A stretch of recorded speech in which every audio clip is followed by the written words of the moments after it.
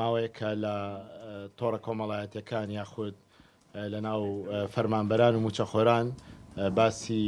ئەوەیە کە ئێستا کۆتایی ساڵە لەسەر ئەو سێمانگەی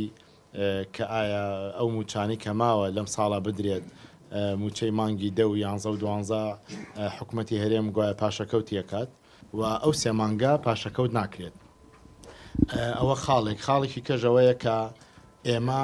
لە پەیوەندیکی زۆر باشین لە گەڵ حکوومەتی عێراق لێک نزیک بوونێکی تەواو هەیە لەسەر ئیستحقاقاتی هەرێمی کوردستان لە بەشە بودجەی حکوومەتی عێراقی. بۆیە ئەمەلێکی باش هەیە کە لانی کەم مەسەلەی موچە ئەگەر 100% چارەسەر نەکرێت بەڵام بەشێکی باشی چارەسەر بکرێت کە ئێمە قەرزەکانی بانکە ئەهلیەکانمان بەشێکی زۆر چارەسەر کردووە و هەروەها قەرزی مقاولین بەردەوامی لەسەر دانەوەی. بۆیە ئێمە وەکو حکوومەتی هەرێمی کوردستان بەرنامەیەکی باشمان